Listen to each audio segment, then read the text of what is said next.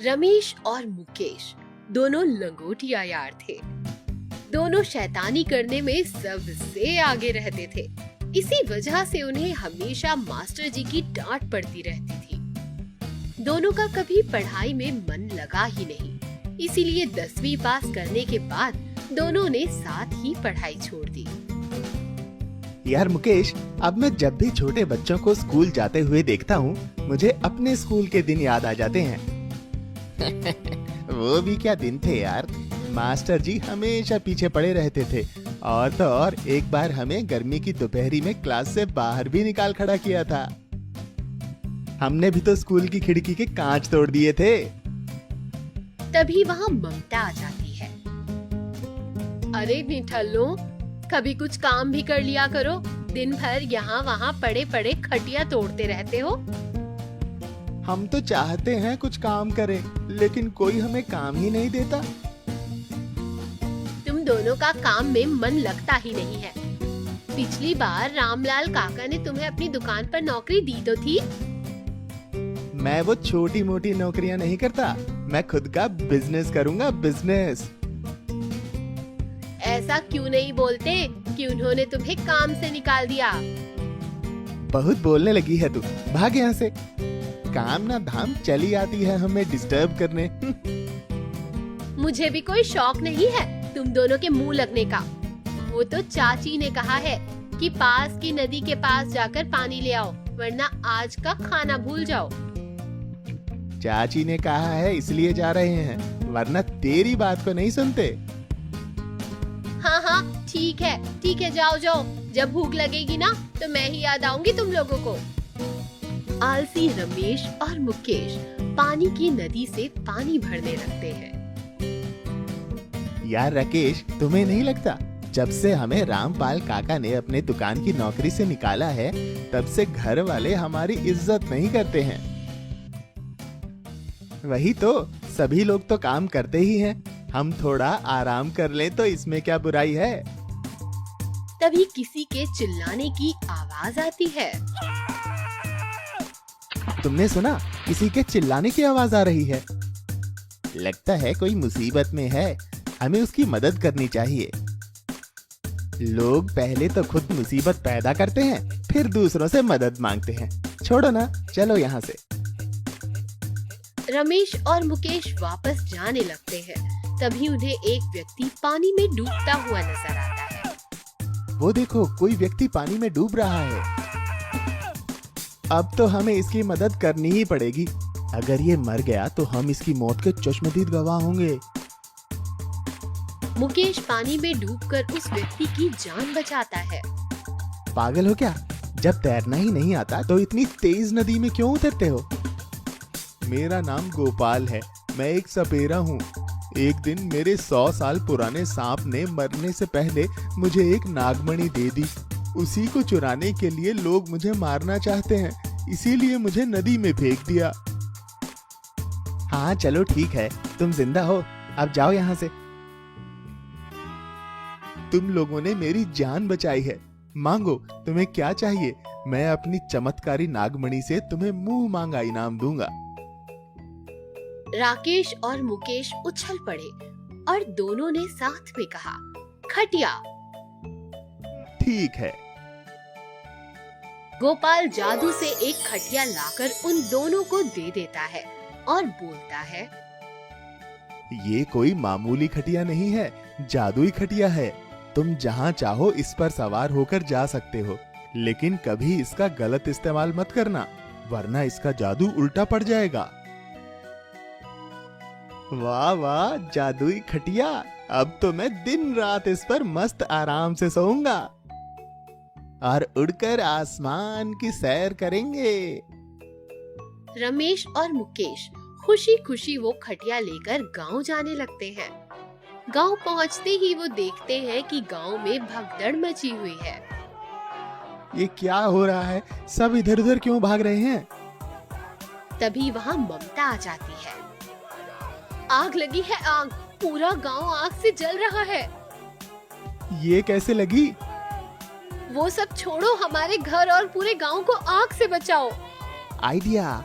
हम इस जादुई खटिया की मदद से जल्द नदी से पानी लाकर आग बुझा सकते हैं। ये अच्छा आइडिया है, चलो जल्दी। रमेश और मुकेश जादुई खटिया पर सवार होकर नदी से झटपट पानी लाकर आग बुझाने में सभी की मदद करने लगे, जिससे कुछ मिनटों में ही आग पर काबू पा लिया गया और कोई जान माल का नुकसान भी नहीं हुआ। मैं तुम दोनों को तो निठल्ला समझती थी, लेकिन आज तुम दोनों की वजह से ही ये गांव में लगी आग पर काबू हो पाया। Don't underestimate the power of Ramesh and Mukesh. आज तो मानना ही पड़ेगा। उस दिन के बाद से रमेश और मुकेश की गांव में बहुत इज्जत होने लगी। कोई भी मुसीबत आती तो गांव वाले पुलिस को फोन करने की बजाय रमेश और मुकेश को फोन करते और उनसे सहायता मांगते हैं। मुझे तो लगा था इस जादुई खटिया के मिलने के बाद हमें कोई काम करने की जरूरत ही नहीं होगी, लेकिन हुआ उल्टा ही। 2 मिनट जादुई खटिया पर आराम करते नहीं कि कोई मदद के लिए बुला लेता है। मुझे समझ में नहीं आ रहा है ये हमारे लिए अच्छा है या बुरा है। तभी वहाँ ममता आ जाती है। क्या हुआ? किस सोच में पड़े हो तुम दोनों? जब से ये जादुई खटिया हमारे जीवन में आई है, तब से हमारा 2 मिनट आराम करना मुश्किल हो गया है। लोग बुलाते भी किस लिए हैं? किसी की बिल्ली ऊंचे पेड़ पर लटक जाती है या किसी को अपने घर की छत साफ करवानी होती है। जिंदगी झंड हो गई है। कम से कम तुम निठल्लों को कोई काम तो मिला, वो भी खटिया में बैठकर दूसरों की मदद करने का। इसे तुम लोग अपना व्यवसाय ही बना सकते हो। दूसरों के सामान लाने ले जाने के पैसे कमा सकते हो। जबरदस्त आइडिया। हमें कोई मेहनत भी नहीं करनी पड़ेगी। फिर क्या था, रमेश और मुकेश इंपोर्ट एक्सपोर्ट का बिजनेस चालू कर देते हैं। जादुई खटिया की मदद से इस गांव का सामान उस गांव पहुंचाने लगते हैं। इससे उन्हें जो मुनाफा हुआ उससे अपना खर्च निकालने लगे और जरूरतमंदों की फ्री में मदद करने लगे। जब से लोगों की मदद करनी शुरू की है, बहुत सुकून मिलता है और सम्मान भी। अब हमारे घर में कोई ताना भी नहीं मारता। ये सब जादुई खटिया का कमाल है। जादुई घंटी। ये कहानी बादलपुर नाम के एक छोटे से गांव में रहने वाले राहुल की है। राहुल एक ईमानदार मोची था। वो रात दिन लोगों के जूते साफ करके ठीक किया करता था, जिससे उसका घर चलता था और बचे पैसे से वो अपनी बहन सीमा की कॉलेज की फीस जमा कराया करता था। राहुल के माता पिता के जाने के बाद घर की सारी जिम्मेदारी अब उस पे आ गई थी। राहुल हर दिन की तरह अपना सामान लेकर बड़े से पेड़ के नीचे बैठ जाता और ईमानदारी से सभी के जूते साफ करता। वह सभी की मदद करता। एक दिन वहाँ से एक वृद्ध महिला सड़क पार करके आ रही थी। जैसे ही वो महिला राहुल के करीब पहुंची, वैसे ही वो बेहोश हो गई। राहुल घबरा कर चिल्लाने लगा और उस महिला की मदद करने चला गया। अरे अम्मा उठिए, क्या हुआ? आप ठीक हैं? उठिए। राहुल ने तुरंत अपनी थैली से पानी की बोतल निकालकर महिला पर पानी छिड़का, पर महिला को होश नहीं आया। तब तुरंत राहुल उस महिला को नजदीक के अस्पताल में ले गया और वहाँ डॉक्टर को सारी बात बताने लगा।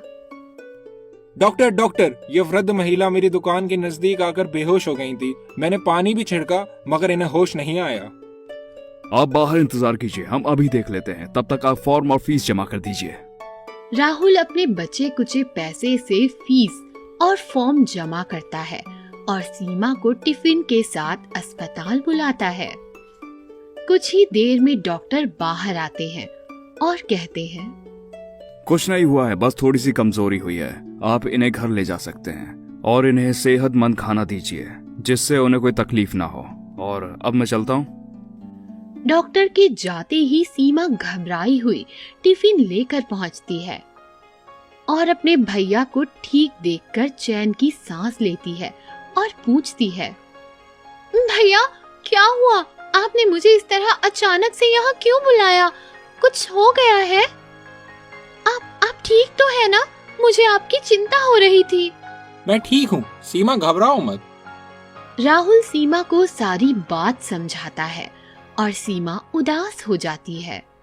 पर भैया हम क्या करेंगे? अब तो इतने पैसे भी नहीं बचे, घर का राशन भी खत्म होने आया है। हम खुद कभी कभी भूखे सो जाते हैं और हम अम्मा जी को कैसे खाना खिलाएंगे? तुम सही कह रही हो, पर अब अम्मा हमारी जिम्मेदारी है और हमें इनका ध्यान रखना होगा। तभी पीछे से एक आवाज आती है। राहुल और सीमा पीछे की तरफ देखते हैं तो वो दंग रह जाते हैं। इतनी तेज चमकती हुई रोशनी के बीच एक खूबसूरत कन्या खड़ी होती है और वो उससे पूछती है, अरे आप कौन हैं? यहाँ तो अभी एक वृद्ध महिला थी। आप कौन हैं और कहाँ से आई हैं? मैं एक देवी हूँ और मैं तुम्हारी सच्चाई और अच्छाई को परख रही थी और मैं तुम्हारी इस ईमानदारी से बहुत प्रसन्न हुई हूँ और मैं तुम्हें कुछ देना चाहती हूँ। देवी हवा में अपना हाथ घुमाती है। तभी एक चमकती हुई घंटी उनके हाथ में प्रकट हो जाती है। अरे यह तो घंटी है, भला इसका मैं क्या करूँगा? ये कोई मामूली घंटी नहीं है, ये जादुई घंटी है। तुम इससे जो भी मांगोगे तुम्हें मिल जाएगा। पर हाँ, घमंड मत दिखाना, ये तुम्हारे साथ तभी तक काम करेगी जब तक तुम अच्छाई और दूसरों का भला करते रहोगे। ये कहकर देवी वहां से गायब हो जाती है और राहुल और सीमा खूब खुश हो जाते हैं और घर पहुंचकर इसका इस्तेमाल करने का सोचते हैं। भैया बहुत खूब लग रही है, क्यों ना हम खाना मांग लें? राहुल घंटी बजाकर खाने की मांग करता है और तुरंत ही कई प्रकार के पकवान उसके सामने प्रकट हो जाते हैं। दोनों पेट भर कर खाना खाते हैं। अगले दिन जब राहुल दोबारा काम पर जाता है तब सीमा घंटी से अपने घर के लिए सामान मांगने लगती है। धीरे धीरे उसका घर पूरा बंगले में बदल जाता है और वो घमंडी और स्वार्थी हो जाती है। राहुल अपने घर की जगह इतना बड़ा बंगला देखकर बहुत चक्का हो जाता है और कहता है, अरे यह किसका बंगला है? लगता है मैं गलत जगह आ गया। राहुल जैसे ही पलटकर जाने लगता है उतनी ही देर में उसकी बहन सीमा उसे आवाज देकर रोक लेती है। भैया रुकिए, ये हमारा बंगला है। राहुल सीमा की बात सुनकर आश्चर्यचकित रह जाता है और अंदर जाता है। अंदर जाते ही राहुल घर की चकाचौंध देखकर दंग रह जाता है। अरे सीमा, ये सब कैसे और कब हुआ?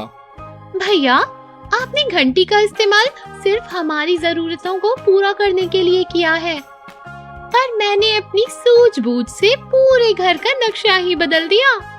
अरे तुमने ये क्या किया? ये सब कुछ सूझबूझ नहीं, लालच है। अब वो घंटी कभी काम नहीं करेगी। सीमा घंटी को तुरंत ढूंढकर बजा के खाने की मांग करती है। तुरंत तेज हवाएं चलने लगती हैं और बंगला और बाकी सारी चीजें पहले जैसी हो जाती हैं। सीमा को अपनी गलती का एहसास हो जाता है और वो अपने भाई से माफी मांगती है, पर राहुल उसे देवी से माफी मांगने के लिए कहता है और राहुल देवी को घंटी बजाकर बुलाता है। तभी तुरंत देवी वहां प्रकट हो जाती हैं और सीमा देवी से माफी मांगने लगती है।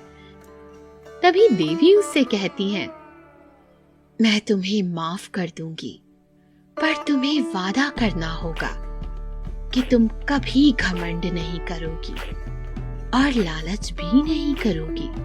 सीमा देवी से वादा करती है और दोनों भाई बहन अपना जीवन खुशी खुशी बिताते हैं।